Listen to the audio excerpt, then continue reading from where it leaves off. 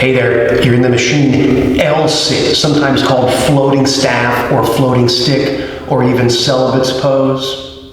It is great work for your shoulders, arms, core, quadriceps, even your hip flexors, and it's an excellent way to build strength in your midsection and your upper body for arm balances that you can do later. If you're in it, here are a couple of tips that might get you a little higher off the mat, and if you're not doing it yet, here are some exercises to work your way up. Let's go.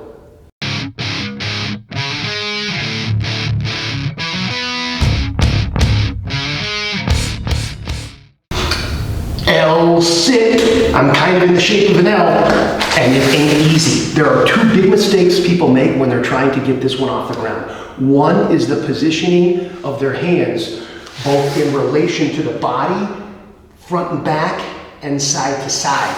If you're too far to the side, your arms are technically shorter. I can't push as far when they're out here as I can when they're in here.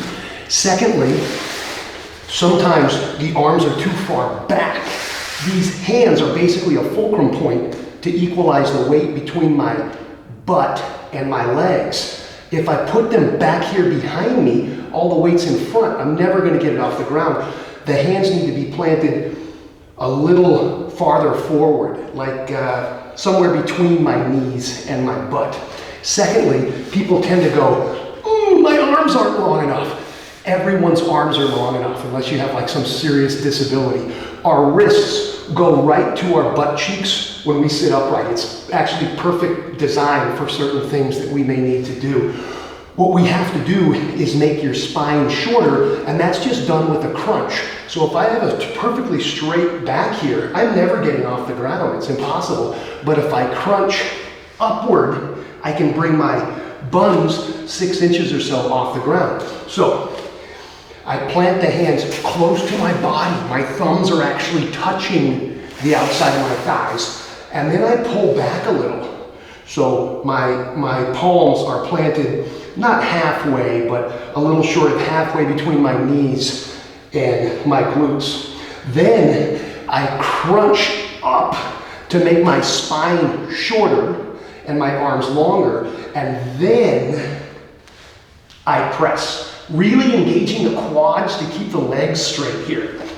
If you're having a hard time with that and you need a little extra lift because maybe your core can't quite do that crunch, all you have to do is add a little room. 2 or 3 inches can be established with your fist only. So look at the difference between this and this. If I push off with the fists, I get way more height out of this. Can be a little rough on the knuckles, but maybe double up your mat or something. You can also use a block. If you still think your arms aren't long enough, leave your feet on the mat and just push up and crunch forward. Your hips should come way off the mat, proving to you that with enough crunch, you can get off the ground. The quads and the flexors are doing quite a bit of work here too. So you can isolate them and just do one at a time. If you're really starting from scratch, you can just sit upright and lift that leg straight as high as you can. You should feel it just light up that quadricep. One at a time, one at a time. Maybe lean back a little, 2 at a time, kind of like a boat pose, but it should really work those quads.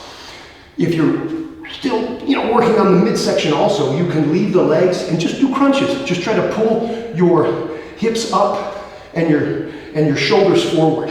1, squeezing the abs. 2, squeezing the abs. 3, squeezing the abs. Then see if you can get off the ground for just a second, like a quick push. Oh, made it. Oh, made it. Eventually, with proper placement, both width-wise and depth-wise, and a proper squeeze in your core, and a lift of the legs, you can be in an L-sit. Do it. But the whole point of the machine is to relieve you of that suffering.